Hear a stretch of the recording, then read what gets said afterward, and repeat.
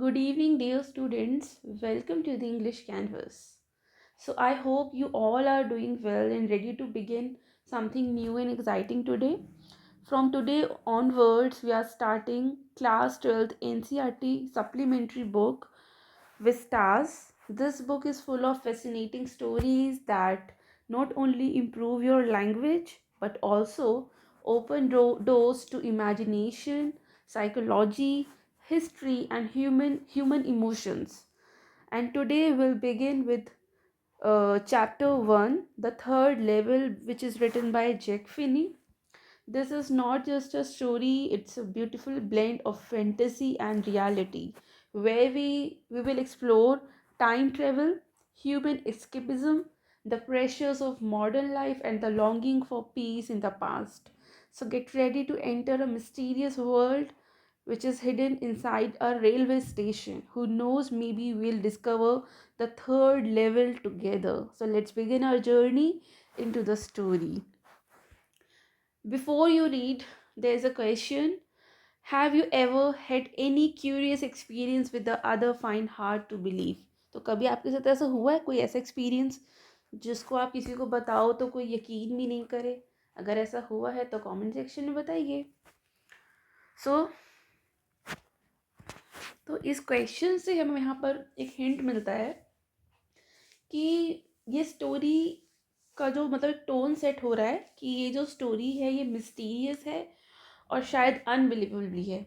तो चलिए पढ़ते हैं इसको लाइन बाय लाइन और समझते हैं इसका deep meaning. The presidents of the New York Central and the New York, New Haven and Hartford railways will swear on a stack of timetables that there are only two. So railway authorities कहते हैं कि grand Central station में सिर्फ 2 levels ही हैं. मतलब officially सिर्फ 2 levels की बात हुई है इस रेलवे स्टेशन में.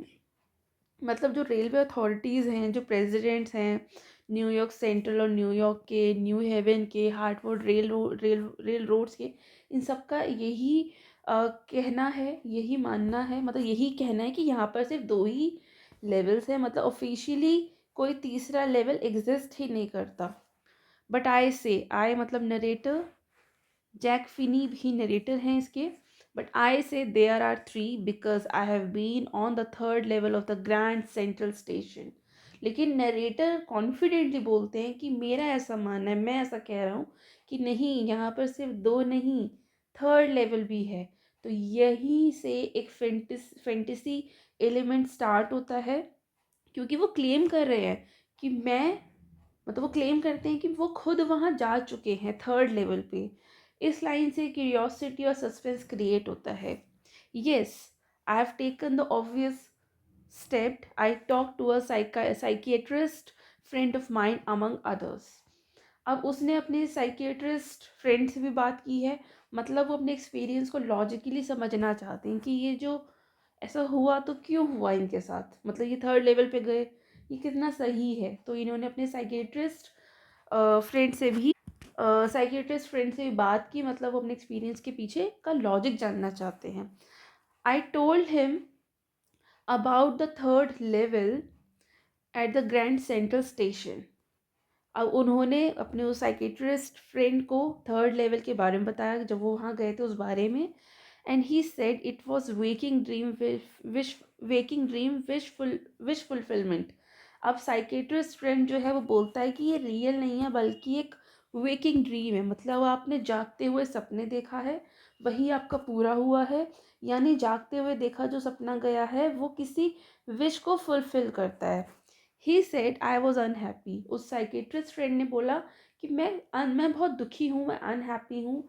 मतलब उसका कहना है कि नरेटर जो अपनी लाइफ में खुश नहीं है. That made my wife kind of mad. But he explained that he meant the modern world is full of insecurity, fear, worry, and all the rest of it, and that it just want to escape. अब वो कहते हैं कि मतलब जो psychiatrist है, doctor जो है, वो कहता है नरेटर से कि तुम अपनी लाइफ में खुश नहीं हो, इस वजह से तुम्हारे साथ ऐसा हुआ है. और इसी वजह से मेरी जो बीवी है वो थोड़ी पागल पागल हो गई है मेरे इस बिहेवियर से, बट उसने एक्सप्लेन किया कि उसका मतलब क्या है। मतलब इस स्टेटमेंट से इसकी बीवी को भी बहुत प्रॉब्लम हुई है कि भाई मेरा जो हस्बैंड है वो खुश नहीं है। बट उन्होंने एक्सप्लेन किया कि क्या मतलब है। उन्होंने कहा कि जो मॉडर्न लाइफ है, मॉडर्न लाइफ जो है वो फुल ऑफ स्ट्रेस है, टेंशन में है, इनसिक्योरिटीज़ है। मतलब इसी वजह से, मतलब इनसिक्योरिटी है इस मॉडर्न लाइफ में, फियर है, वॉर है, वरीज है, और भी बहुत सारी चीज़ है। और इसी की वजह से इंसान जो है इन सब चीज़ों को, इन सब परेशानियों को एस्केप करना चाहता है। तो डॉक्टर ने एक कंक्लूजन निकाला है कि नरेटर जो है वो रियल लाइफ को एस्केप करना चाहता है, मतलब रियलिटी से भागना चाहता है, इसलिए वो थर्ड लेवल पे पहुंच गया। और ये सब नरेटर की इमेजिनेशन है। Well, who doesn't. नरेटर यहाँ पे थोड़े सरकास्टिकली बोलते हैं कि ऐसा कौन है जो एस्केप नहीं करना चाहता। अब देखिए, हर इंसान की लाइफ में कुछ टेंशन होती है, अगर उसे मौका मिले उन टेंशन से दूर जाने का, भाग जाने का, तो सबके मन में कहीं ना कहीं पहली थॉट आएगी। मतलब एक थॉट तो मन में ये भी आएगी कि अरे छोड़ो, भाग चलते हैं। वो ठीक है, आप भागोगे नहीं, आप सॉल्यूशन ढूंढोगे, लेकिन कहीं ना कहीं एक बार तो मन करेगा। मतलब ऐसा मानना है नरेटर का, मेरा नहीं, नरेटर का ऐसा मानना है कि ऐसा कौन है जो एस्केप नहीं करना चाहता। Everybody I know wants to escape. मतलब यहाँ पर जो नरेटर है वो एस्केप को टेंडेंसी यूनिवर्सल बताते हैं कि भाई एस्केप की जो टेंडेंसी है ये यूनिवर्सल है, सब में होती है, सब एस्केप करना चाहते हैं, but they don't want a down into any third level at Grand Central station. But difference ये है कि जो बाकी लोग हैं वो किसी इमेजिनरी दुनिया में नहीं पहुंच जाते, जैसे कि नरेटर पहुंच गया थर्ड लेवल पर, ग्रैंड सेंट्रल स्टेशन के थर्ड लेवल पे पहुंचा ना, जबकि वहाँ तो दो ही एग्जिस्ट करते हैं। तो बाकी लोगों में और नरेटर में यही डिफरेंस है कि दूसरे लोग इमेजिनरी लेवल तक नहीं पहुंचते, लेकिन नरेटर यहाँ पर पहुंचे हैं third level of Grand Central station. Right, चलिए नेक्स्ट पढ़ते हैं। But that's the reason he said and my friends all agreed. Psychiatrist insist करता है कि थर्ड लेवल जो है वो इमेजिनेशन ही है, और उसने ऐसा बोला है कि भाई यही रीज़न है। और मेरे सारे फ्रेंड्स ने इस बात पर अग्री किया कि भाई ये तो तुम्हारी इमेजिनेशन ही है। Everything points to it, they claimed. मतलब सबको एक ही बात समझ में आ जाती है। My stamp collecting for example that's a temporary refuge from reality. अब डॉक्टर जो है, मतलब साइकेट्रिस्ट जो है, वो तो स्टेम कलेक्शन को भी एस्केप बोलता है कि मतलब ये जो लोगों की हॉबी होती है ना, लोगों को स्टेम कलेक्शन का शौक होता है। कई लोगों को कई चीज़ें कलेक्ट करने का शौक होता है। जैसे कई लोग पुराने कॉइन्स को कलेक्ट करते हैं, कई लोग स्टैम्प्स को कलेक्ट करते हैं, और कई लोग तो हर डिफरेंट डिज़ाइंस की चम्मचों को कलेक्ट करते हैं। मतलब सबके अलग अलग शौक हैं। तो वो कहते हैं कि जो नरेटर की भी एक हॉबी है कि वो भी स्टैम्प कलेक्टिंग करते हैं। तो वो डॉक्टर जो है, साइकियाट्रिस्ट जो है, वो इसको भी कहते हैं कि ये भी तुम्हारी रियलिटी से ब्रेक है। मतलब डॉक्टर स्टैम्प कलेक्टिंग को भी एस्केप बोलता है कि ये हॉबी जो है ना, ये भी तुम्हारी रियलिटी से ब्रेक है। Well may be, but my grand father didn't need any refuse from reality. Things were pretty nice and peaceful in his day, from all I hear, and he started my collection. अब यहाँ पर narrator थोड़ा agree करता है, but पूरी तरह से agree नहीं करता है। वो कहते हैं कि मेरे जो दादाजी थे उन्हें तो रियलिटी से भागने की बिल्कुल ज़रूरत नहीं थी। क्यों? क्योंकि जो दादाजी का समय था वो तो बहुत ही पीसफुल था। तो मतलब जो पास्ट था वो बहुत काम था, तो उनको तो भागने की ज़रूरत नहीं थी। और ये जो स्टेम कलेक्शन है, ये दादाजी ने शुरू करवाई थी। मतलब ये स्टेम कलेक्शन एक तरह का उसका इमोशनल कनेक्शन है। मतलब यहाँ वो पास्ट को आइडियलाइज करता है कि उसके ग्रैंडफादर का जो टाइम था वो बहुत पीसफुल था। तो उसके ग्रैंडफादर तो कभी भी एस्केप नहीं करना चाहते थे रियलिटी से। तो जब वो एस्केप ही नहीं करना चाहते थे तो भाई क्यों वो इस तरह की कलेक्शन का काम करते। तो स्टेम कलेक्शन करना बस एक हॉबी है, ये एस्केप फ्रॉम रियलिटी जैसा इसमें कुछ भी नहीं है। Right.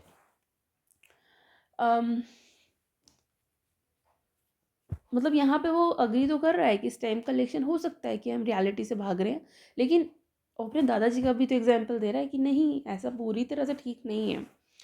It's a nice collection to block of for practically every US issue, first day covers and so on. President Roosevelt collected stamps to अब यहाँ पे वो बताता है कि, तो ये बताते हैं कि स्टैम्प कलेक्शन ग्रैंडफादर ने शुरू करवाई थी और ये एक इमोशनल कनेक्शन है. और ये जो कलेक्शन जो है, ये कलेक्शन भी बहुत अच्छा है. इसमें काफ़ी वैल्यूएबल कलेक्शन हो गई है, जैसे कि blocks of 4 of practically every US issue. मतलब कलेक्शन वैल्यूएबल है, डिटेल्ड है, और नरेटर का अटैचमेंट यहाँ पर दिखता है कि वो अपने दादाजी से कितना अटैच था. और इसी वजह से ये जो कलेक्शन है, मतलब ये जो उसकी हॉबी है, ये सिर्फ उसका एस्केप करने का तरीका नहीं है, बल्कि अपने दादाजी को याद करने का भी तरीका है. और वो ये भी बताते हैं कि वो, मतलब नरेटर जो हैं, अपनी हॉबी को जस्टिफाई करते हैं यहाँ पर कि बहुत फेमस लोग भी, प्रेसिडेंट रोजवेल्ट जैसे लोग भी स्टैम्प्स कलेक्ट करते हैं. मतलब वो अपनी इस हॉबी को जस्टिफाई कर रहे हैं कि सिर्फ मैं ही ये नहीं करता हूँ, मेरे साइकेट्रिस्ट फ्रेंड ने तो ये कह दिया कि मैं रियलिटी से भाग रहा हूँ इसलिए मैं ये सब कर रहा हूँ, लेकिन नहीं, बहुत फेमस लोग भी ये इस तरह की स्टैम्प्स कलेक्ट करते हैं, प्रेसिडेंट रूजवेल्ट जैसे भी. मतलब वो अपनी हॉबी को यहाँ पे जस्टिफाई कर रहे हैं, right. Any way has what happened at Grand central. अब यहाँ पर हम बात करेंगे, मतलब नरेटर जो बात करेंगे वो बात करेंगे इस एक्चुअल इंसिडेंट की, जो कि इस चैप्टर का मेन थीम है, जिसकी शुरुआत में बात हुई थी थर्ड लेवल की. मतलब अब एक्चुअल इंसिडेंट की बात हो रही है. अब होता क्या है, one night last summer I worked late at the office. वो बताते हैं, मतलब वो सेटिंग बता रहे हैं हमको कि हुआ क्या था कि एक देर रात तक वो ऑफिस में काम कर रहे थे, लेट नाइट ऑफिस में काम कर रहे थे, थके हुए थे और हरिड स्टेट में थे क्योंकि घर भी जाने की जल्दी थी. I was in a hurry to get uptown to my apartment, so I decided to take the subway from Grand Central because it is faster than the bus. तो इनको बहुत जल्दी भी थी. प्रैक्टिकल रीज़न दिया इन्होंने कि एक पिछली गर्मियों में एक रात मैं बहुत लेट तक काम कर रहा था, तो जब ऑफिस से घर आते, मतलब घर आते समय रास्ते में मुझे बहुत जल्दी हो रही थी मेरे अपार्टमेंट, मतलब फ़्लैट में जाने की. मैंने डिसाइड किया कि मैं सबवे लूँगा फ्रॉम ग्रैंड सेंट्रल से, क्योंकि वो बस से बहुत जल्दी पहुंचाएगा. मतलब प्रैक्टिकल रीज़न दिया है कि भाई फास्ट ट्रेवल करना था, तो मैंने बस को निगलेक्ट करके मैंने सेंट्रल से, मतलब सबवे से जाना ज़्यादा प्रेफर किया. No, sorry, now I don't know why this should have happen to me. अब वो यहाँ बताते कि मुझे नहीं पता कि वो मेरे साथ ऐसा क्यों हुआ मेरे साथ. मैं तो कोई हीरो भी नहीं हूँ. I am just an ordinary guy name Charlie. अब यहाँ पर वो नरेटर अपना नाम बताते हैं. वो कहते हैं कि मैं तो बिल्कुल ही एक आम इंसान हूँ, मुझे नहीं पता मेरे साथ ऐसा क्यों हुआ. मतलब नरेटर अपने आप को नॉर्मल इंसान बताते हैं, तो एक क्रेडिबिलिटी बिल्ड करते हैं कि भाई मैं तो एक ऑर्डिनरी गाय हूँ, मेरा नाम चार्ली है. 31 ईयर्स ओल्ड. यहाँ पर वो अपनी एज ही बता रहे हैं, मतलब एज डिटेल रियलिज्म ऐड कर रही कि मैं तो चार्ली नाम है मेरा, मैं एक आम इंसान हूँ, 31 ईयर्स का हूँ. And I was wearing a tan gabardine suit and a straw hat with a fancy band. अब वो और अपनी अपीयरेंस को डिटेल में बताते हैं कि मतलब मेरा नाम चार्ली है, मैं 31 ईयर का हूँ. और अपनी अपीयरेंस बताते हैं कि मैंने एक सूट पहना हुआ है, टैन गैबर्डाइन सूट, और एक स्ट्रॉ हैट पहनी हुई है, जो कि जिस पर एक फैंसी बैंड भी है. मतलब उस हैट पर एक फैंसी बैंड भी है. मतलब यहाँ पर अपीयरेंस डिस्क्रिप्शन दिया गया है, विजुअल इमेज क्रिएट हुआ है. अब जैसे आपने ये पढ़ा होगा तो आपकी माइंड में कैसा इंसान आ गया होगा जिसने एक ऐसा सूट पहना है, एक स्ट्रॉ कैप पहनी है जिसके ऊपर एक फैंसी बैंड भी बना हुआ है, right. I passed a dozen man who look just like me. तो ये कॉर्पोरेट रूटीन लाइफ बता रहे हैं बिल्कुल कि मैं उस दिन कई लोगों से होकर गुजरा, कई लोग मुझे रास्ते में मिले कई डज़न में मुझे मतलब कई लोग मिले, काफ़ी लोग मिले, और वो सब मेरी तरह ही दिख रहे थे। मतलब सब सेम ही लगते हैं, इंडिविजुअलिटी यहाँ पे लॉस्ट है कि कोई अलग दिख रहा है। मतलब यहाँ पर ही अपने लिए बता रहा है कि मैं भी कोई अलग नहीं दिखता हूँ, मैं भी बाकी सब जैसा ही दिखता हूँ। And I was not trying to escape from anything. और मैं, वो यहाँ डिनाई करते हैं कि मैं कोई एस्केप नहीं कर रहा था, मैं तो बस अपने घर जा रहा था। मतलब मुझे तो सिर्फ घर जाना था और मैं कुछ ऐसे एस्केप नहीं कर रहा था। I just wanted to get home to Louisa my wife. अब मैं तो अपनी वाइफ लुइजा के पास जाना चाहता था।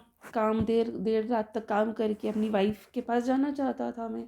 इसमें कोई ख़ास बात है नहीं, ज़्यादातर लोग ऐसे ही होते हैं। रात शाम को, रात में जब अपने ऑफिस से निकलते हैं तो अपने घर जाने की जल्दी सबको होती है। I turned into Grand Central from Vanderbilt Avenue and went down the steps to the first level, where you take trains like the 20th century. अब वो यहाँ पर बताते हैं कि ये मैं ग्रैंड सेंट्रल में पहुँचा वेंडरबिल्ट एवेन्यू से, और मैंने सीढ़ियाँ चढ़ी, मैं फ़र्स्ट लेवल पर आया, जहाँ पर आप लोग भी 20th सेंचुरी की तरह, ये क्योंकि कहानी शायद 20th सेंचुरी की है, तो वो उन्होंने बताया कि जैसे 20th सेंचुरी में लोग ट्रेन लेते हैं, आप लोग भी लेते होंगे फर्स्ट लेवल पे जाकर, वैसे ही मैंने भी ली, राइट। मतलब मैं फर्स्ट लेवल पे गया ट्रेन लेने के लिए। Then I walk down another flight to the second level. अब ये सीढ़ियाँ चढ़ के पहले फर्स्ट लेवल पे गया, अब फर्स्ट लेवल से फिर ये आगे बढ़ा और सेकेंड लेवल पर पहुँचा, where the suburban trains leave from. अब फर्स्ट जो लेवल है वहाँ पर लोग यूजुअली अपनी ट्रेन्स लेते थे, अब सेकेंड लेवल पे लोग सब अर्बन वाले एरिया में, मतलब जो एरिया अर्बन से थोड़ा सा दूर है, अर्बन एरिया से थोड़ा दूर है, सब अर्बन ट्रेन्स वहाँ से निकलती थी। Ducked into an arched doorway heading to the subway and get lost. अब यहाँ से ट्विस्ट आया कि वो सेकंड जो लेवल था वहाँ से वो एक गलत पैसेज में चला गया और खो गया। मतलब वो यूजुअली स्टेशन गया, पहले फर्स्ट लेवल पे गया, फिर सेकंड लेवल पे गया, और वहीं पर वो एक गलत पैसेज में चला गया और वहीं वो खो गया। मतलब यहीं पर ट्विस्ट आ गया। That's easy to do. Station थोड़ा सा कंफ्यूजिंग था। I have been in and out of Grand Central hundreds of time. वो बताता है कि मतलब मैं यहाँ पर आया हूँ कई बार, यहाँ पे कई दरवाजे हैं, कई एंडलेस कॉरिडोर्स हैं यहाँ के। सो यहाँ पर नरेटर कह रहे हैं, चार्ल्स जिसका नाम है, वो कह रहा है कि वो ग्रैंड सेंट्रल स्टेशन में बहुत बार आ जा चुके हैं। मतलब स्टेशन उनके लिए कोई नई जगह नहीं है, वो फेमिलियर है। But I am always bumping in to new doorways and stairs and corridors. पर फिर भी हर बार उसे एक नए रास्ते मिल जाते हैं, क्योंकि मैंने बताया ना यहाँ पे बहुत सारे डोर्स हैं, बहुत सारी स्टेयर्स हैं, बहुत सारे कॉरिडोर्स हैं, कि कई बार आए गए हैं उस स्टेशन पे, बट फिर भी हमेशा इन्हें कुछ नए रास्ते यहाँ मिल जाते हैं। तो ये जो स्टेशन है ये बिल्कुल मेज़ लाइक स्ट्रक्चर है, जैसे ख़त्म ही नहीं होता, एक के बाद दूसरा रास्ता आता ही रहता है, ये कभी ख़त्म नहीं होता। Once I got into a tunnel about a mile ago and came out in the lobby of the Roosevelt Hotel. अब एक बार वो गलती से एक बहुत ही लंबी टनल में चला गया था और टनल का एग्जिट जो है एक होटल में निकला। इससे पता चलता है कि अंडरग्राउंड पैसेजेस सिटी बिल्डिंग से कनेक्टेड थे। Another time I came up in an office building on 46th Street, 3 blocks away. दूसरी बार वो स्टेशन से निकलकर 3 ब्लॉक्स दूर एक ऑफिस बिल्डिंग में पहुंच गया। मतलब फिर से स्टेशन का नेटवर्क स्प्रेड दिखाया गया है कि काफ़ी फैला हुआ नेटवर्क है। हर बार जो नरेटर है वो हर बार एक नए रास्ते पर जा रहा है, हर बार एक नई जगह पहुंच रहा है। Sometimes I think Grand Central is growing like a tree, pushing out new doors and staircases like roots. अब यहाँ पे नरेटर यहाँ पे इमेजिनेशन यूज़ करते हैं और स्टेशन को ट्री से कंपेयर करते हैं। जब ट्री बढ़ता रहता है ना, उसकी रूट्स भी बढ़ती रहती है अंडरग्राउंड, और अपर ग्राउंड उसकी ब्रांचेस वगैरह बढ़ती रहती है। बिल्कुल ट्री जो है वैसे, मतलब ट्री की तरह ही ये ग्रैंड सेंट्रल जैसे ट्री ग्रो करता है वैसे स्टेशन भी एक्सपेंड हो रहा है। मतलब कॉरिडोर्स को यहाँ पर रूट्स बोला गया है, स्टेयरकेसेस को यहाँ पर रूट्स बोला गया है। तो स्टेशन ज़मीन के अंदर रूट्स की तरह फैल रहा है, इसके रास्ते कहीं ना कहीं कनेक्ट हो रहे हैं।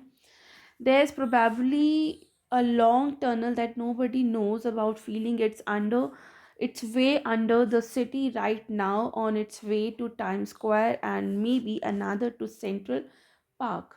अब नरेटर यहाँ पे स्पेक्यूलेट करता है कि शायद यहाँ पर कुछ सीक्रेट टनल्स भी होंगे, पक्की बात है, मतलब कहीं ना कहीं से रास्ता खुल रहा है। और टनल को लिविंग थिंग की तरह डिस्क्राइब किया गया है, जैसे वो रास्ते फील करके बना रहे हों। मतलब ये पूरी इमेजिनेशन और फैंटेसी टोन क्रिएट करता है, राइट। और वो सोचता है कि टनल जो है वो टाइम स्क्वायर्स तक जा सकती है, मतलब वो और भी आगे जा सकती है, और शायद दूसरी टनल जो कि सेंट्रल पार्क में है वहाँ तक भी जा सकती है। तो इससे स्टेशन की एक्सपेंशन की मतलब स्टेशन की जो एक्सपेंशन है वो लिमिटलेस लगता है। And may be because for so many people through the years Grand Central has been an exit, a way of escape. Maybe that's how the tunnel I got into, but I never told my psychiatrist friend about the idea. सो ये line जो है psychological direction में जाती है। Narrator यहाँ hint देते हैं कि स्टेशन से फिजिकल जगह नहीं है, ये लोगों की डिज़ायर्स, एस्केप्स और मेमोरीज का भी एस्केप है। मतलब लोग रियलिटी से भागना चाहते हैं और इमेजिनेशन स्पेसेस वहाँ पर क्रिएट होती है। और यहाँ नरेटर एक साइकोलॉजिकल बात कह रहे हैं। वो कह रहे हैं कि ग्रैंड सेंट्रल जो है वो सिर्फ मतलब वो सिर्फ एक स्टेशन नहीं है, बल्कि वो कह रहे हैं कि वो मतलब लोगों के लिए एक एग्जिट पॉइंट है, जो रियलिटी से भागना चाहते हैं उनके लिए, मतलब रियलिटी से निकलने का एक रास्ता है, अ वे ऑफ एस्केप है। मतलब इसका बहुत ही डीपर मीनिंग है, आप अपनी आंसर राइटिंग में भी यूज़ कर सकते हो। वे ऑफ एस्केप, इसका डीपर मीनिंग ये है कि जो मॉडर्न लाइफ है जिसमें स्ट्रेस है, फियर है, वॉर है, इनसिक्योरिटी है, तो जो स्टेशन है वो एस्केप करता है इमेजिनेशंस के थ्रू, नॉस्टैल्जिया है, पास्ट की तरफ भागता है। और मे बी जो ये वर्ड है मे बी यहाँ पर यूज़ हुआ था ना, एंड मे बी ये दिखाता है कि नरेटर खुद भी श्योर नहीं है, बस फील कर रहा है। सो वो जो टनल की बात यहाँ पर कर रहे हैं, मतलब नरेटर कनेक्ट कर रहे हैं अपने एक्सपीरियंस से। वो सोचते हैं कि शायद यही एस्केप की डिज़ायर की वजह से वो उस मिस्टीरियस टनल में चले गए थे। तो टनल जो है फिज़िकल नहीं है, मेंटल एस्केप का सिंबल है।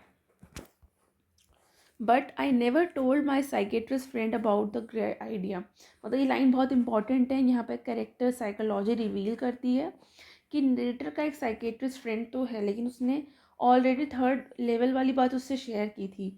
तो साइकेट्रिस्ट ने उसको विश फुलफिलमेंट और एस्केपिज्म बोल दिया इस चीज़ को। इसलिए नरेटर उसे ये नई थ्योरी जो है एस्केप वाली वो उसे नहीं बताते। क्यों? क्योंकि उन्हें डर है, क्योंकि उसे डर है कि डॉक्टर फिर उसकी बात को इमेजिनेशन या मेंटल इल्यूजन बोल देगा। तो यहाँ तक जो हमने इस चैप्टर को पढ़ा है, हमें कुछ चीज़ें समझ में आई हैं कि जो ग्रैंड सेंट्रल स्टेशन है, ये ग्रैंड सेंट्रल की जो बात हुई है शुरू से बिल्कुल फर्स्ट लाइन से बात हो रही है, न्यूयॉर्क सेंट्रल, ग्रैंड सेंट्रल की जो बात हो रही है, ये एक सिंबल है जो कि सिंबलाइज करता है एस्केप फ्रॉम रियलिटी। और डिज़ायर है, एक तरह की डिज़ायर फॉर पीस है, और ये सेफ पास्ट वर्ल्ड है। टनल की भी बात हुई है यहाँ पर। टनल जो है वो साइकोलॉजिकल पैसेज है, सबकॉन्शियस माइंड में जो रहता है ये उसको रिप्रेजेंट कर देता है, इमेजिनेशन रूट है ये, और एक टाइम ट्रेवल का भी हिंट है। लेकिन यहाँ पर एक रियलिटी भी है जो कि साइकिट्रिस्ट की बात है, साइकिट्रिस्टिक एंगल है यहाँ पे। मतलब साइंस वर्सेस इमेजिनेशन कॉन्फ्लिक्ट है, रियलिटी वर्सेस फैंटेसी का थीम यहाँ बिल्ट होता है, राइट। चलिए आगे पढ़ते हैं। The corridor I was in began angling left and slanting downward, and I thought that was wrong, but I kept on walking. अब नरेटर एक कॉरिडोर, एक रास्ते पर चल रहे हैं। कॉरिडोर सीधा नहीं है, लेफ्ट साइड में मुड़ रहा है और नीचे की तरफ थोड़ा सा स्लैंट हो रहा है। तो उसको फील होता है कि ये नॉर्मल स्टेशन का रास्ता नहीं लग रहा है। फिर भी क्यूरियोसिटी की के लिए आप कह सकते हो, या हरी की वजह से, क्योंकि घर भी जल्दी जाना था उसको, और क्यूरियोसिटी भी है उसके मन में। तो इन दोनों की वजह से वो चलना वहाँ पर कंटिन्यू करता है स्लैंट की तरफ। और यहाँ से एक सस्पेंस बिल्ड होता है कि पता नहीं कौन सी जगह ये जाकर पहुंचेगा. All I could hear was the empty sound of my own footsteps and I didn't pass a soul. अब एटमोसफेयर सडनली चेंज हो जाता है क्योंकि वहाँ पर कोई और था नहीं, सिर्फ उसी के फुटस्टेप्स की आवाज़ आ रही थी. कोई और आदमी, कोई और इंसान उसको नज़र नहीं आ रहा था वहाँ पर. मतलब डिडंट पास अ सोल, इसका मतलब बिल्कुल सुनसान जगह थी इस रास्ते पर, उसके अलावा कोई और इंसान नहीं था. तो थोड़ा सा यहाँ पे फियर प्लस मिस्ट्री क्रिएट होती है. ये ऐसा कैसा रास्ता है रेलवे स्टेशन पर जहाँ कोई इंसान है ही नहीं. Then I heard that sort of hollow roar ahead that means open space and people talking. अब उससे दूर से एक आवाज़, मतलब उसे एक दूर की आवाज़ सुनाई देती है जिसको इसने होलो रोर बोला है. होलो रोर मतलब एक खोखली गूंज जैसी साउंड होती है ना वो. मतलब इसका मतलब ये है कि आगे कोई ओपन हॉल है या कोई प्लेटफॉर्म जैसी जगह है जहाँ पर लोग बातें कर रहे हैं. तो मतलब उसको अचानक से कुछ लोगों की बातें करने की आवाज़ें आने लगती है. Right. The tunnel turned sharp left. I went down a short flight of stairs and came out on the third level at Grand Central Station. अब यहाँ पर एक मेजर ट्विस्ट आता है कि टनल अचानक लेफ़्ट की तरफ मुड़ जाती है. फिर से एक और लेफ़्ट आ जाता है. पहले भी एक लेफ़्ट आया था ना इधर, अब फिर से एक और शार्प लेफ़्ट आ जाता है. मतलब अचानक से एक लेफ़्ट मोड़ मोड़ आ जाता है. और वहाँ पर ना थोड़ी सी सीढ़ियाँ होती हैं, मतलब थोड़ी सी सीढ़ियाँ उतरता है वो, और सडनली वो थर्ड लेवल पर पहुँच जाता है. मतलब उतर के, वैसे क्या था, वो चढ़ के फर्स्ट लेवल पे गया, फिर और चढ़ा तो फिर फर्स्ट लेवल पे गया, फिर लेफ़्ट मुड़ा, फिर और लेफ़्ट मुड़ा, फिर थोड़ा सा सीढ़ियाँ उतर कर वो थर्ड लेवल पे पहुँच गया. मतलब यहाँ एक प्रॉब्लम है कि प्रॉब्लम ये है कि ग्रैंड सेंट्रल में तो ऑफिशियली सिर्फ 2 ही लेवल्स हैं. तो ये थर्ड लेवल आया कहाँ से? अब यहाँ पे मिस्ट्री और डीपन हो जाती है.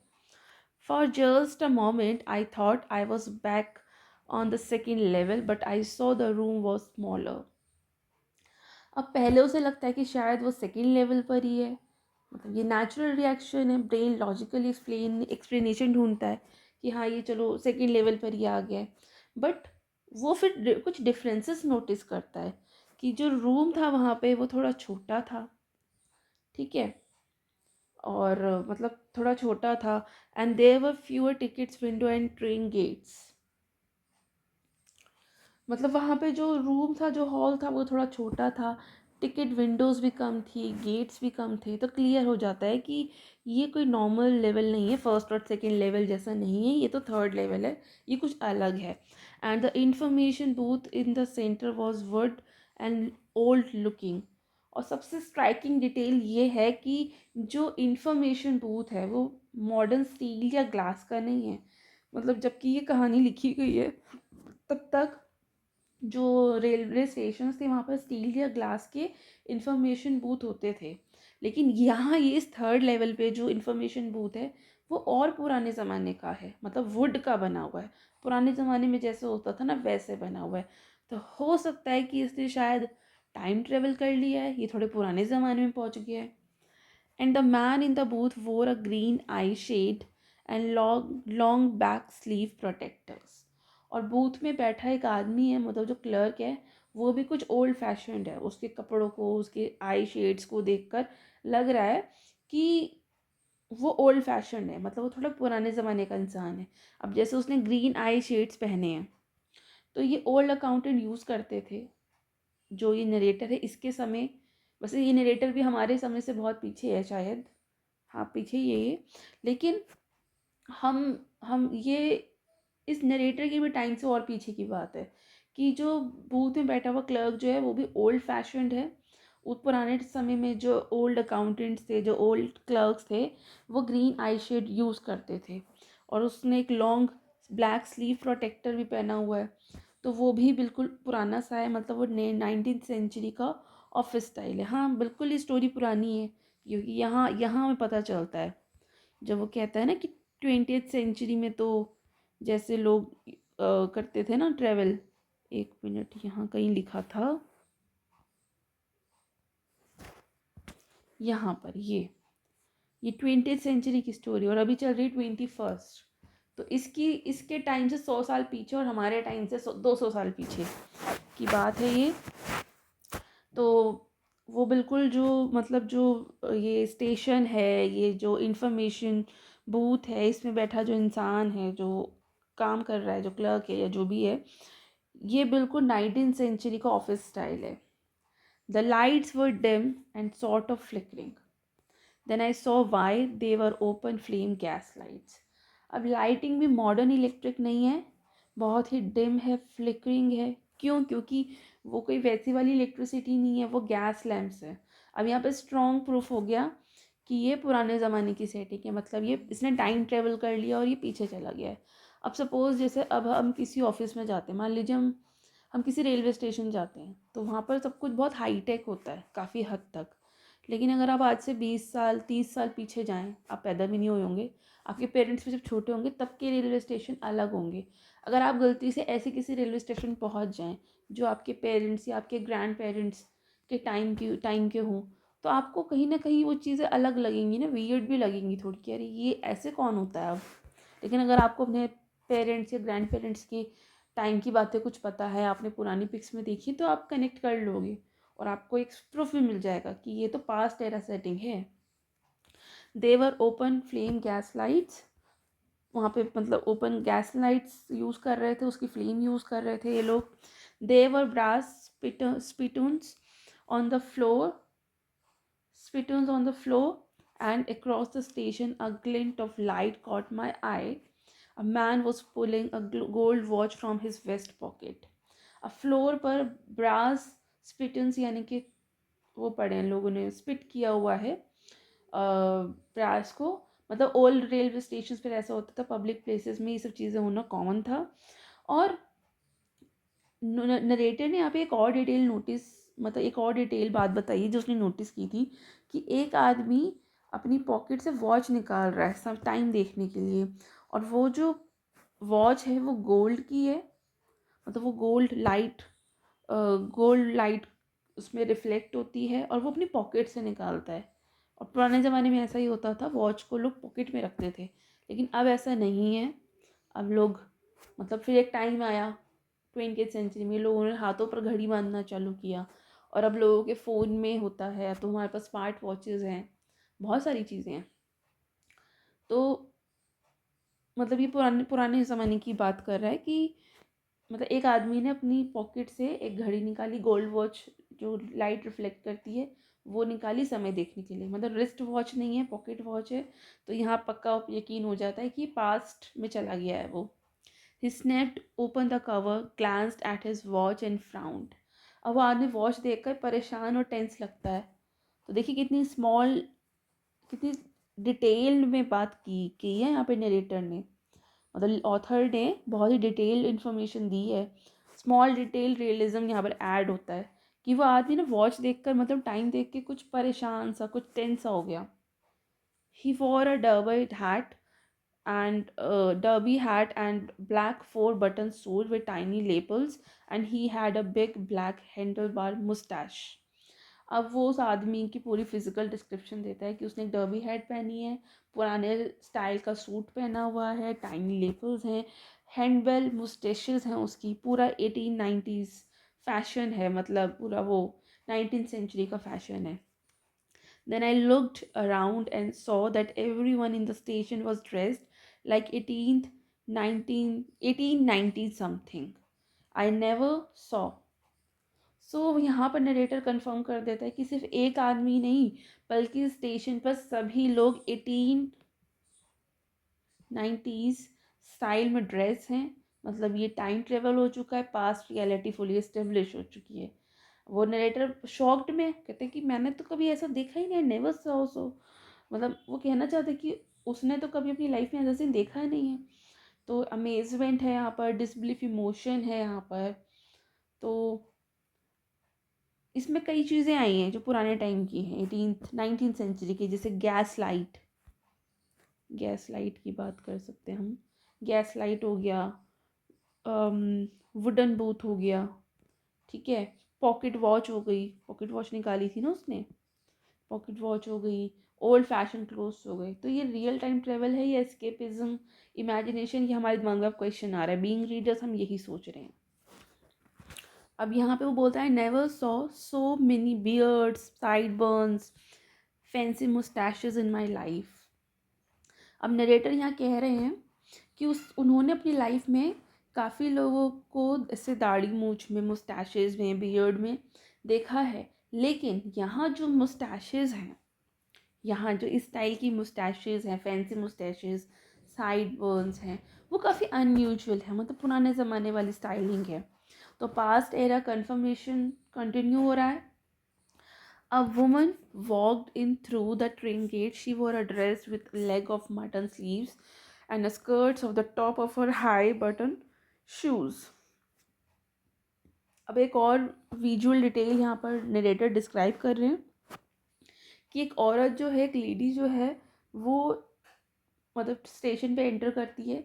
उसकी उसकी जो ड्रेस है उसमें लेग ऑफ मटन स्लीव्स हैं। ये लेग ऑफ मटन ऐसा खाने की चीज़ नहीं है, ये बहुत ही फूली हुई स्लीव्स होती हैं। आप गूगल पर सर्च कर सकते हैं, आपको दिख जाएगा लेग ऑफ मटन स्लीव्स ये होती कैसी है दिखने में। मैं शायद सही हूँ, ये बहुत ही फूली हुई स्लीव्स वाली जो कपड़े होते हैं ना, कुछ इंडियन कपड़े भी होते हैं जिनमें बहुत ही फूले हुए ऐसे बड़ी सी स्लीव्स होती हैं, ये वही। अगर मैं गलत हूँ तो आप कमेंट सेक्शन में इसका इमेज शेयर कर सकते हैं।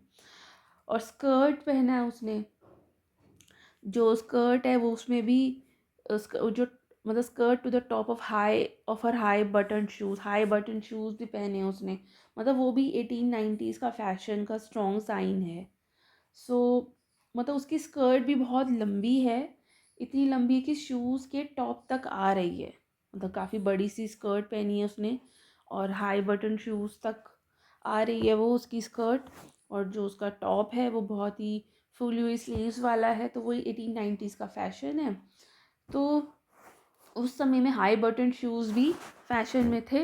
मतलब मॉडर्न मॉडर्न ड्रेसिंग से बिल्कुल ऑपोजिट है ये dressing, right. Back of her, out on the tracks, I caught a glimpse of a locomotive, a very small courier and ice locomotive with a funnel shaped stack, and then I knew. अब narrator platform की तरफ देखते हैं, वहाँ एक train engine की झलक दिखती है, मतलब लोकोमोटिव ये नाम है, ये दिखता है। अब ये इंजन का डिस्क्रिप्शन देंगे कि इंजन का जो साइज़ है बहुत ही छोटा सा है, फनल शेप चिमनी जैसा। और ये जो है ना कुरियर एंड आइस लोकोमोटिव, ये एक ओल्ड अमेरिकन प्रिंट कंपनी है जिनके पेंटिंग्स जो है 19th सेंचुरी ट्रेन्स में दिखते हैं। मतलब उनकी पेंटिंग्स में ना, मतलब ये जो एक मैंने बताया ना ये ओल्ड अमेरिकन प्रिंट कंपनी, इनकी पेंटिंग्स में 19th सेंचुरी की ट्रेन्स दिखती थी। मतलब फिर से इनको पास्ट रियलिटी री हो जाता है। एंड देन आई न्यू, और यहाँ नरेटर को रियलाइज़ हो जाता है, वो समझ जाते हैं कि सच में वो पुराने ज़माने का स्टेशन है। उन्होंने टाइम ट्रेवल कर लिया है, वो गलती से पता नहीं कैसे वो पुराने ज़माने में पहुँच गए हैं, और ये इमेजिनेशन नहीं है, ये रियलिटी है। वो सच में ही 1890s के दौर में पहुंच गए हैं। क्योंकि यहाँ पर अभी न्यूज़पेपर का भी एक प्रूफ आ जाएगा। To make sure I walked over to a newsboy and glanced at the stack of papers at his feet. अब कंफर्म करने के लिए नरेटर न्यूज़पेपर सेलर के पास जाते हैं। वो पेपर्स देखकर डेट वेरीफाई करना चाहते हैं, मतलब वो डेट देखना चाहते हैं। न्यूज़पेपर पे तो डेट लिखी होगी कंफर्म, तो वो देखना चाहते हैं। वो उस न्यूज़पेपर सेलर बॉय जो था उसके पास जाते हैं डेट देखने के लिए, क्योंकि वो डेट कंफर्म करना चाहते थे। It was the world hasn't been publish for years. अब वो सबसे पहले पढ़ते हैं अखबार का, न्यूज़पेपर का नाम द वर्ल्ड। अब जो द वर्ल्ड न्यूज़पेपर है ये बहुत ही पुराने ज़माने का न्यूज़पेपर है, जो कि मॉडर्न टाइम में पब्लिश होता ही नहीं है, कई सालों से पब्लिश नहीं हुआ। तो ये पुराने ज़माने का न्यूज़पेपर तब बिक रहा है स्टेशन पर, और आज तो ये पब्लिश ही नहीं होता है। अब जैसे कोई पुराने ज़माने की चीज़ है, सपोज़ कोई भी चीज़ है जो अब नहीं बनती है, वो बनती ही नहीं है, सपोज़ वो आपको सड़क पर या कहीं बिकती हुई मिल जाए, तो आपको डाउट तो होगा ना कि अब तो ये बनती ही नहीं है, तो बिक कैसे रही है। वो ये न्यूज़पेपर बहुत पुराना है जो मॉडर्न टाइम में पब्लिश ही नहीं होता। एंड द वर्ल्ड हैज़, और जो इसकी जो दुनिया है, मतलब जो मॉडर्न वर्ल्ड है, उसमें जो ये द वर्ल्ड नाम का न्यूज़पेपर है, ये बहुत पहले ही बंद हो चुका है। तो ये शौक मिलता है नरेटर को, कंफर्म हो जाता है कि ये पुराना है, पुरानी बात है, ये पुराना ज़माना आ गया है। The lead story set something about president Cleveland. अब यहाँ फ्रंट पेज पे कोई न्यूज़ है जो कि प्रेसिडेंट क्लेवलैंड के बारे में है। अब ग्रोवर क्लेवलैंड, आप इनके बारे में गूगल सर्च कर सकते हैं। ये 19th सेंचुरी के यूएस प्रेसिडेंट थे। मतलब यहाँ पे एग्जैक्ट टाइम पीरियड क्लू दिया गया है। और फिर पढ़ते हैं ये date. I have found that front page sense in the public library files and it was printed June 11 1894। पहुँच गए, फाइनल प्रूफ मिल गया। न्यूज़पेपर पर डेट है 11 जून 1894। मतलब यहाँ पर कंफर्म्ड हो गया नरेटर को कि टाइम ट्रेवल हो गया है, पास एंट्री फुली एस्टैब्लिश्ड हो गई है। अब ये जाएंगे टिकट काउंटर पर। I turned toward the ticket windows, knowing that here on the third level at the Grand Central, I could buy tickets that would take Louisa and me anywhere in the United States we wanted to go. In the year 1894, and I wanted two tickets at Galesburg, Illinois. अब ये narrator excited हो जाते हैं। वो सोचते हैं कि अगर ये 1894 है तो वो यहाँ से दो टिकट्स ले लेंगे, दो टिकट ले लेंगे। और वो प्लान बनाते हैं कि भाई दो टिकट यहाँ से ले लेंगे, फिर अपनी वाइफ लुइज़ा को भी यहाँ ले आएंगे। मतलब मॉडर्न मॉडर्न जो लाइफ है उनकी, जो उन्हें बहुत ज़्यादा स्ट्रेस देती है, वो वहाँ से एस्केप करना चाहते हैं अपनी वाइफ के साथ। अकेले क्या करेंगे यहाँ पर रह के, किसी को जानते थोड़ी हैं। तो सोचते हैं कि चलो मैंने यहाँ से दो टिकट्स ले लेता हूँ, अगर मैं दो टिकट ले लूँगा तो मैं अपनी वाइफ को भी यहाँ ले आऊँगा। तो स्पेसिफिक डेस्टिनेशन चूज़ करते हैं वो, गेल्सबर्ग। क्यों? इसका भी एक रीज़न है कि इसी जगह जाना है। क्यों? क्योंकि उसके लिए ये पीसफुल पास्ट लाइफ का सिंबल है। तो वो अपनी वाइफ के साथ इस जगह जाना चाहते हैं, इसलिए वो टिकट काउंटर पर चले जाते हैं। अब यहाँ पे ये हमसे पूछते, have you ever been there? भाई तुम आए हो गेल्सबर्ग में? It's a wonderful town still, with big old frame houses, huge lawns, and tremendous trees whose branches meet overhead and roof the streets. अब नरेटर थोड़ा नॉस्टैल्जिक मूड में आ गए हैं और वो बताते हैं, मतलब नॉस्टैल्जिक इमेजिनेशन में चले जाते हैं। टाउन का डिस्क्रिप्शन ड्रीमी टोन में देते हैं कि ये जो शहर है ये बहुत ही शांत है, बड़े बड़े वुडन घर है यहाँ के। उसमें उन बड़े घरों में ह्यूज लॉन्स हैं, बड़े बड़े से ट्रीज़ हैं जिनकी ब्रांचेस जो है ऐसे रूफ, मतलब स्ट्रीट्स पे से रूफ का काम करती है, पूरे एकदम शेड कर देती है। मतलब पीसफुल कंट्री साइड लाइफ वहाँ पे वो स्पेंड करना चाहते हैं, इस वजह से वो वहीं जाना चाहते हैं। मतलब ट्रीज़ की जो ब्रांचेस है इतनी बड़ी हैं कि रोड्स पर नेचुरल रूफ बन जाती है। बहुत ही बहुत ही ज़्यादा पोइटिक इमेजरी है ये, देखा जाए तो। मतलब आज, मतलब जो प्रेजेंट डेट है 20th सेंचुरी में, तब तब उनको ये बात पता है कि वो शहर इतना अच्छा है, मतलब मॉडर्न लाइफ में। तो सोचिए 100 साल पहले तो वो और शांत रहा होगा। अब जैसे कि अगर हम शिमला जाएं, मनाली जाएं, तो दिल्ली जैसे शहर में, दिल्ली या और भी आप अगर किसी बड़े पॉपुलेटेड पॉल्यूटेड शहर में अगर आप रहते हैं, तो शिमला मनाली जैसी जगह आपको अच्छी लगेंगी क्योंकि वहाँ ग्रीनरी बहुत है। लेकिन अगर सोचिए आज शिमला मनाली हमको इतना अच्छा लग रहा है, तो 100 साल पहले तो वो और अच्छा रहा होगा, है ना। तो and in 1894 summer evenings were twice as long, and people sat out of their lawns, and the men smoking cigars and talking quietly, the women waving palm leaf fans, and with the fireflies all around in a peaceful world. अब यहाँ पे एक metaphorical expression है कि जो 1894 में summer जो थी, समर इवनिंग्स, वो अब से ट्वाइस लंबी थी। मतलब मेटाफिजिकल एक्सप्रेशन है कि इवनिंग्स बहुत ही पीसफुल होती थी, लोग अपने लॉन्स में बैठ जाते थे, आदमी लोग जो हैं वो सिगार्स पीते थे, धीरे धीरे बातें करते थे, औरतें तो हैं जो हैं वो अपने पाम लीफ के जो फैंस थे उन्हें वेव करती थी, जो अपनी जो फायर फ्लाइज थी उनसे, मतलब उनको दूर हटाती थी। बहुत ही पीसफुल वर्ल्ड था। तो इवनिंग जो है बहुत ही पीसफुल थी, स्लो थी, इंजॉयबल लगती थी, और मॉडर्न लाइफ का रश नहीं था।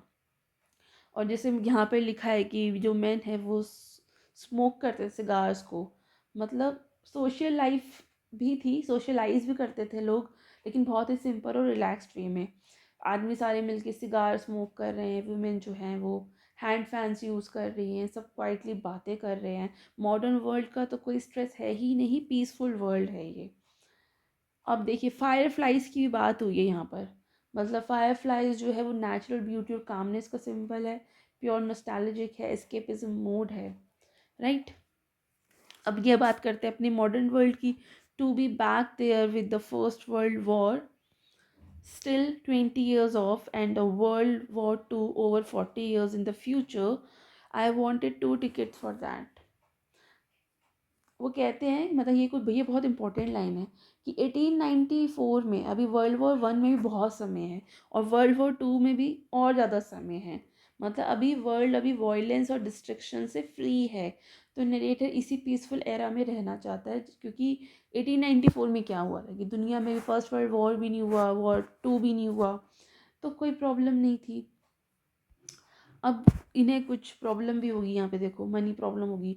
The clerk figured the fare. He glanced at my fancy headband, but he figured the fare, and I had enough for 2 coach tickets one way. अब clerk ticket price calculate करता है, narrator confident है कि उसके पास पैसे हैं, इतने तो हैं कि वो 2 कोच टिकट्स ले लेगा, क्योंकि ये ज़माना थोड़ा उसके ज़माने से थोड़ा सस्ता भी होगा। But when I counted out the money and looked up, the clerk was staring at me. लेकिन जैसे ही इसने अपनी मनी निकाली और इसको काउंट करने लगा ये देने के लिए, तो क्लर्क इसको घूर के देखने लगा। क्यों?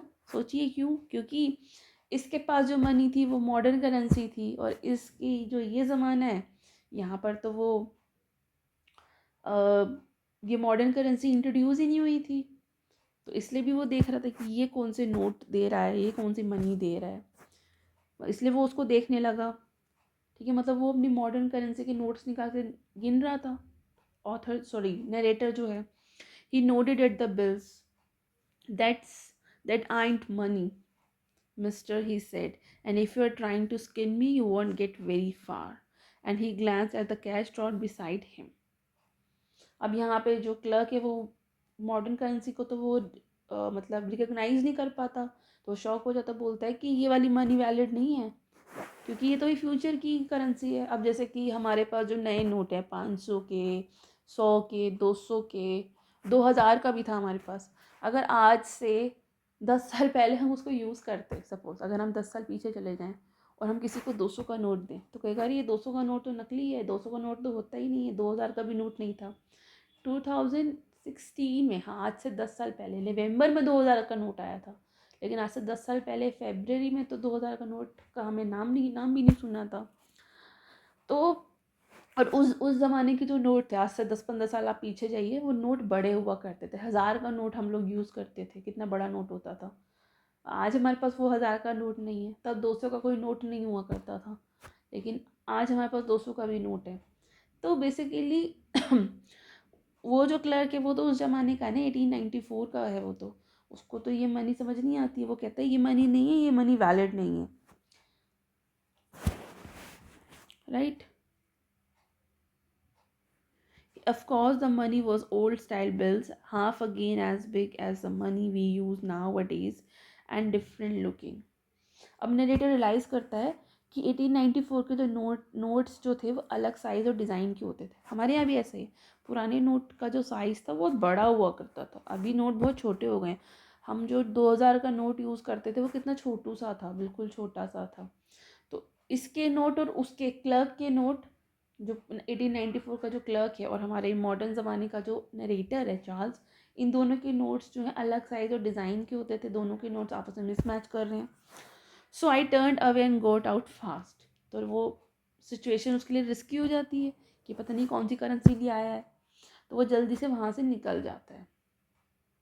That's there is nothing nice about jail even in 1894, क्योंकि हो सकता था कि नकली नोट चलाने के जुर्म में उसको जेल हो जाती, तो नरेटर थोड़ा सा ह्यूमरस वे में बोलता है कि जेल किसी भी ज़माने में अच्छी नहीं होती, तो भाई उसको जेल नहीं जाना था 1894 में। मतलब 1894 का ज़माना बहुत अच्छा था, लेकिन जेल तो तब भी बुरा ही था ना। तो कहता मुझे जेल नहीं जाना था, इसलिए मैं वहाँ से भाग गया। सो अब तक हमने यहाँ पे देखा कि पास्ट के कुछ क्लूज़ हमें यहाँ पर देखने को मिले, जैसे कि न्यूज़पेपर की date, gas light, clothing, locomotive, currency differences. तो यहाँ यहाँ पर नरेटर को पता चल जाता है कि ये वो ज़माना नहीं है जिससे वो बिलोंग करता है। चलिए आगे पढ़ते हैं।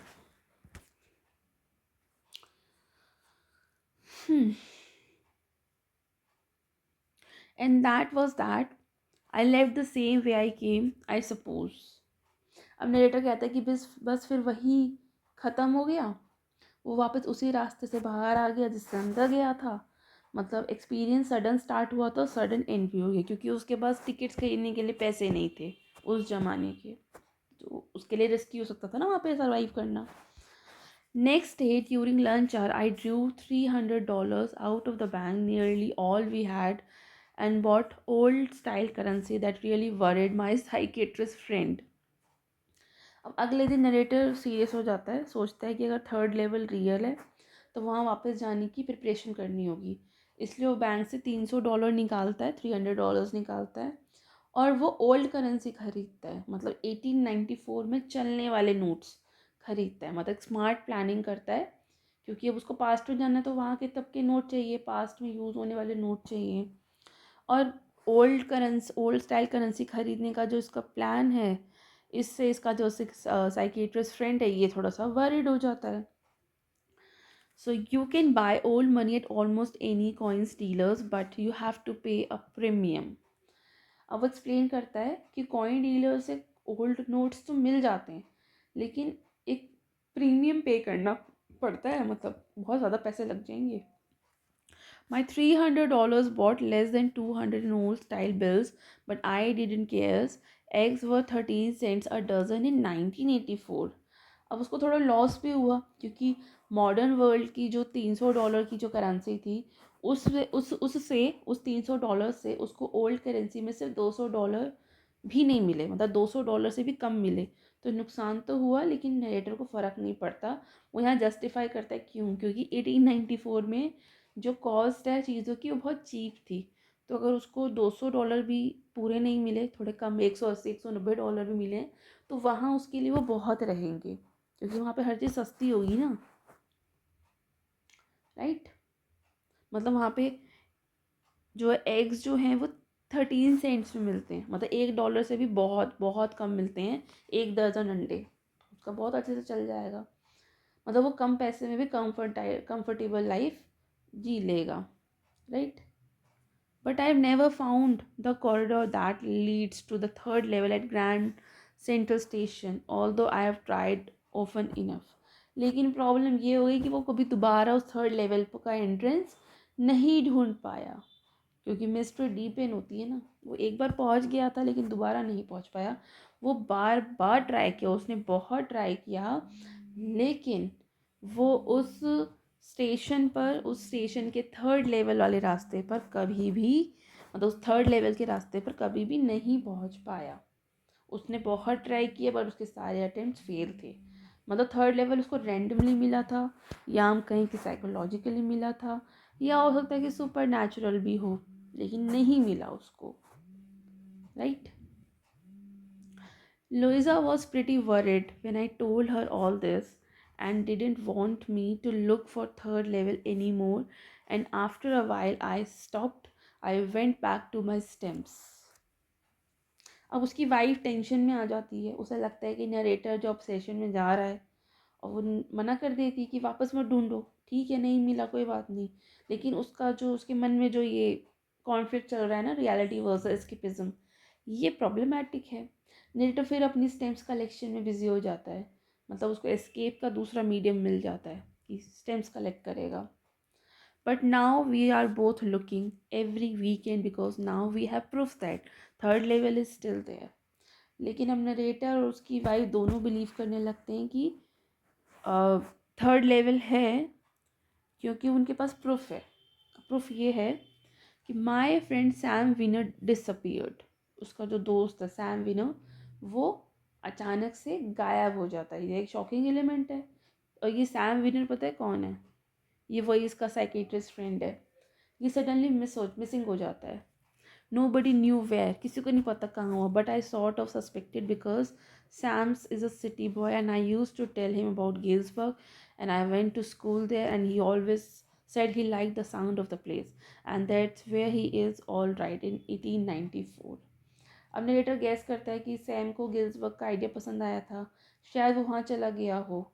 सो नरेटर बिलीव करता है कि Sam successfully third level use करके पास में सेटल हो गया, मतलब उसका एस्केपिज्म फुलफिल्ड हो गया है। देखा?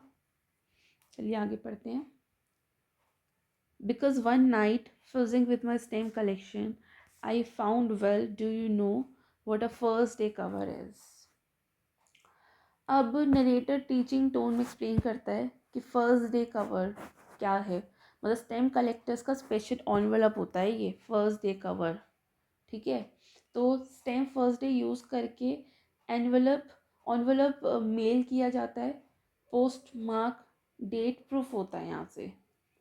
ठीक है, एंड दे नेवर ओपनड। एक सेकेंड।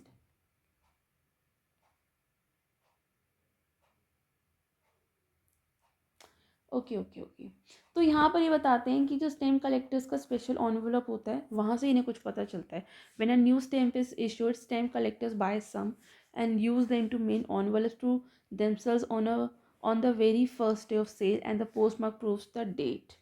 तो क्या होता है कि जब भी कोई नया स्टैम्प इशू होता है ना, तब स्टैम्प फर्स्ट डे यूज़ करके एनवेलप मेल किया जाता है ताकि पोस्टमार्क डेट प्रूफ हो। So the envelope is called a first day cover. तो जो एनवेलप होता है उसको जो पहली बार जब उस स्टैम्प को यूज़ करके कुछ पोस्ट किया जाता है तो उसको फर्स्ट डे कवर कहते हैं। And they are never open, you just put blank paper in the envelope. तो वो नॉर्मली कलेक्टर्स एनवेलप को ओपन नहीं करते हैं, बस उसको कलेक्ट करते हैं। मतलब स्टैम्प को कलेक्ट करने का एक तरीका होता है, क्योंकि उसके अंदर कोई ऐसा कुछ पेपर लिखा नहीं होता है। उसको ओपन नहीं करते, उसमें ब्लैंक पेपर होता है। वो तो बस एक तरीका होता है उन उन स्टैम्प्स को यूज़ करके कलेक्ट करके रखने का। मतलब उसको ओपन नहीं किया जाता, बस कलेक्ट करते हैं। That night among my oldest first day covers I found one that shouldn't have been there, but there it was. It was there because someone had mailed it to my grandfather at his home in Galesburg, and that's what the address on the envelope said। अब narrator को अपनी collection में एक unusual envelope मिलता है जो वहाँ होना ही नहीं चाहिए था, लेकिन वहाँ होता है। तो ये थोड़ा सा स्ट्रेंज चीज़ है कि उसको अपनी कलेक्शन में एक ऐसा एनवेलप मिलता है जो वहाँ नहीं होना चाहिए था। उस उस एनवेलप में उसके ग्रैंडफादर के गेल्सबर्ग का 1894 का एड्रेस था। मतलब पास कनेक्शन रियल हो जाता है। तो पोस्ट मार्क में डेट भी कंफर्म होती है, जुलाई 1894। मतलब जो स्टैम्प है वो हिस्टोरिकल है और ओल्ड यूएस प्रेसिडेंट इमेज भी है उसमें। ठीक है, देखिए मैं थोड़ा और अच्छे तरीके से बताती हूँ कि एक रात क्या होता है कि नरेटर जो है अपनी स्टैम्प कलेक्शन देख रहा होता है। अब उसमें से उसे एक एनवेलप मिलता है जो वहाँ होना नहीं चाहिए था। तो यहीं से एक मिस्ट्री स्टार्ट हो जाती है कि वो एनवेलप यहाँ कर क्या रहा है। फिर भी वो एनवेलप रियल में उसके सामने पड़ा होता है। तो इमेजिनेशन नहीं बल्कि फिजिकल प्रूफ होता है। उस एनवेलप पे एक एड्रेस होता है। एड्रेस उसके दादाजी का था, उनका जो घर था गेल्सबर्ग में उसका था, और वही सेम जगह है जहाँ चार्ली मतलब जो नरेटर है टिकट्स लेना चाहता था। ये वही जगह थी। तो ये बहुत ही यहाँ पर नरेटर जो है वो कंफर्म करता है कि एड्रेस क्लियरली लिखा हुआ था, तो कोई डाउट नहीं है। और उस पर एक डेट भी थी, जुलाई 1894। तो ये वही टाइम पीरियड है जहाँ थर्ड लेवल लेके जाता है। तो पास्ट ऑफिशियली कंफर्म हो जाता है, right. The post mark showed that yet I didn't remember it at all. अब स्टैम्प पर जो डेट लगी होती है उसे पोस्ट मार्क कहते हैं। तो उस पर 1894 लिखा होता है, तो नरेटर को याद ही नहीं है कि ये एनवेलप आया कब, क्योंकि उसने तो पहले कभी देखा ही नहीं था अपनी कलेक्शन में, लेकिन अब आ गया है। तो यहाँ पे सस्पेंस भी थोड़ा डीप हो जाता है। और जो स्टैम्प थी that was a 6 cent dull brown with a picture of President Garfield. अब स्टैम्प की डिस्क्रिप्शन यहाँ पे है कि उसकी जो वैल्यू थी सिर्फ 6 सेंट की थी, उसका कलर बहुत ही डार्क डल ब्राउन था, और उस पर उस ज़माने के प्रेसिडेंट गारफील्ड की फ़ोटो भी थी। तो हिस्टोरिकल ऑथेंटिसिटी प्रूफ हो जाता है कि ये मॉडर्न स्टैम्प तो नहीं हो सकता।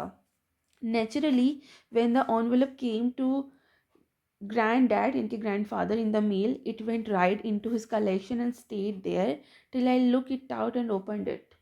अब जब ये envelope ग्रैंडफादर को मिला होगा तो नेचुरली वो वैल्यू समझ कर उन्होंने मतलब संभाल कर रख दिया होगा उसको, कि हाँ भाई ये तो हमारी कलेक्शन का हिस्सा है, तो उन्होंने इसको संभाल के रख दिया होगा।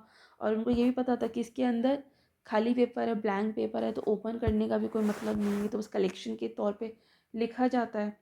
सो it went right into his collection. तो ग्रैंडफादर भी स्टैम्प कलेक्टर थे क्योंकि, तो उन्होंने भी कर दिया, इसलिए एनवेलप डायरेक्ट कलेक्शन में स्टोर हो गया और सालों तक वहीं रहा अनओपन्ड, किसी ने ओपन ही नहीं किया till I look it out and open it. लेकिन अब यहाँ पे ट्विस्ट आ गया, क्लाइमेक्स आ गया कि एनवेलप जो है कई सालों बाद, डिकेड्स बाद नरेटर ने निकाला और उसने फाइनली ओपन किया, मतलब पास्ट का मैसेज प्रेजेंट में डिलीवर हुआ। राइट, अब आगे पढ़ते हैं इसके अंदर क्या लिखा हुआ था। वैसे क्या होता था कि ये कलेक्शन के वजह से कलेक्शन करने के लिए इसमें ब्लैंक पेपर डाल के पोस्ट किया जाता था।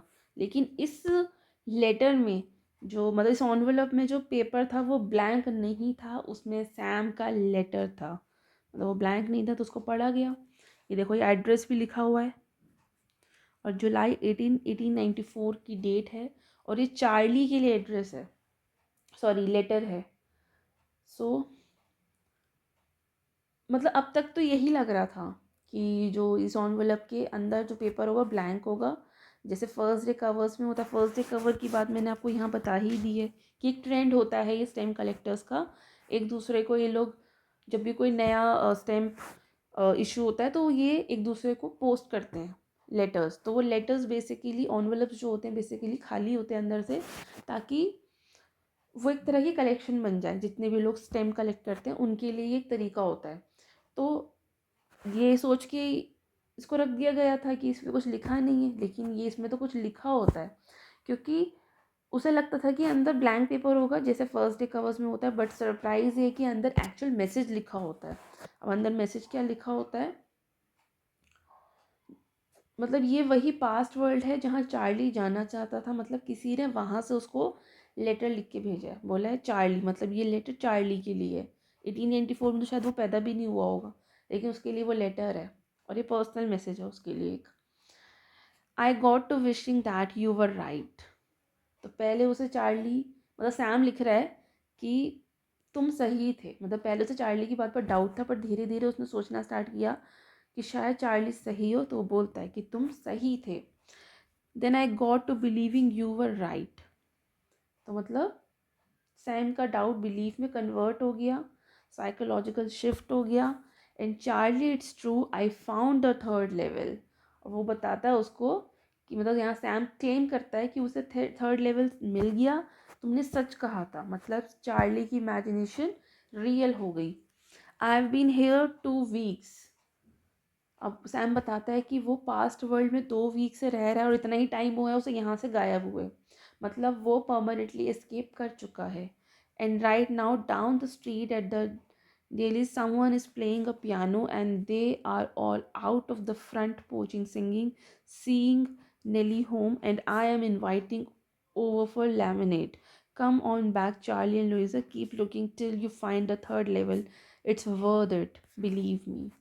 अब वो आगे उसको बोलता है कि मेरे घर के बाहर पियानो बज रहा है, बहुत ही पीसफुल नेबरहुड लाइफ है, ओल्ड टाइम जो है वो काफ़ी काम है, काम एटमोसफेयर बिल्ड होता है यहाँ पर, लोग पोर्च पर बैठकर गाना गा रहे हैं। ओल्ड अमेरिकन फोक कल्चर होता है ये, कि पोर्च पे बैठ के गाना गा रहे हैं यहाँ पे लोग, और कम्युनिटी बॉन्डिंग बहुत ज़्यादा है, सिंप्लिसिटी है। और वो बताता है कि उसके नेबर्स ने उसको लेमिनेट पर इनवाइट किया है। तो फ्रेंडली स्लो और वार्म लाइफ है यहाँ की, मॉडर्न आइसोलेशन का इसके ऑपोजिट है यहाँ पर। और यहाँ पे ये सैम इनवाइट करता है कि तुम और तुम्हारी वाइफ दोनों तुम दोनों भी यहाँ आ जाओ अगर तुम्हें भी थर्ड लेवल मिल जाए। मतलब वो भी उसको एस्केप का ऑफर देता है। और यहाँ पर आगे हम पढ़ते हैं कि वो इनको एनकरेज करता है कि तुम सर्च मत छोड़ना, चार्ली और लुइसा तुम दोनों इस थर्ड लेवल को ढूंढते रहना जब तक तुम्हें मिल नहीं जाए। थर्ड लेवल रियल है और ये वर्थ इट है, तुम मेरा विश्वास करो। मतलब ये दुनिया बहुत पीसफुल है कि इसे सर्च करना वर्दी होगा। तो एस्केपिज्म ग्लोरीफाइड हो जाता है। And the note is signed Sam. मतलब लेटर राइटर का नाम भी कंफर्म हो जाता है कि सैम वही है जो कि चार्ली का साइकेट्रिस्ट फ्रेंड था। अब आयरनी ये है कि जो इमेजिनेशन को इलनेस बोल रहा था खुद एस्केप कर गया, और जो इसे सच समझ रहा था उससे वो दोबारा मिल ही नहीं पाया। Sam bought the 800 at the stamp coin store I got to. I found out that Sam bought $800 worth of old style currency, then ought to set him up in a nice little hay, feed and grain business. He always said that's what he really wished he could do, but he certainly can't go back to his old business. अब Charlie को पता चलता है कि Sam ने भी past में travel करने के लिए ओल्ड करेंसी खरीदी थी। सैम का ड्रीम था ये कि 1894 में जाकर सिंपल बिजनेस स्टार्ट करना है। मतलब मॉडर्न स्ट्रेस नहीं चाहिए इसको। और not in Galesburg Illinois in 1894 is old business why Sam was my psychiatrist. तो जो डॉक्टर चार्ली को इमेजिनेशन से बाहर लाना चाहता था वो खुद पास में चला गया। तो यही स्टोरी की बिगेस्ट आयरनी है, यही मिस्ट्री है। और वो कहते हैं कि अरे ओल्ड बिजनेस क्या, तुम मेरे साइकेट्रिस्ट हो, तो वही करना अभी भी। मतलब वो पैसे उसने उसे पता चल गया था कि वो भी उसने भी $800 के बदले पुरानी करेंसी खरीदी थी, क्योंकि वो खुद भी एस्केप करना चाहता था और उसने कर भी दिया। और वो चार्ली को भी इनकरेज करता है कि वो इसको थर्ड लेवल को ढूंढना बंद ना करे, क्योंकि एक दिन हो सकता है कि उसे मिल जाए। और वो बताता है उसको कि ये वर्थ इट है, इसको ढूंढना बहुत ही ज़्यादा वर्दी है। तो इसी के साथ ये कहानी ख़त्म हो जाती है। So students, we have completed the chapter 1, the third level, which is written by Jack Finney from the Vistas book. Through Charlie's mysterious experience, we explored the idea of escapism and the pressure of the modern world and the human desire to find peace in the past. This chapter beautifully blends fantasy with reality, leaving us with an open question: was the third level real or just a psychological escape? So, this chapter reminds us that when life becomes stressful, people often search for comfort, sometimes in memories, sometimes in imagination. So I hope you enjoyed the line by line explanation and understood the deeper meaning of the story. So we'll continue with the next chapter in our upcoming class. Till then, keep reading, keep learning, and keep exploring literature beyond the surface. Thank you.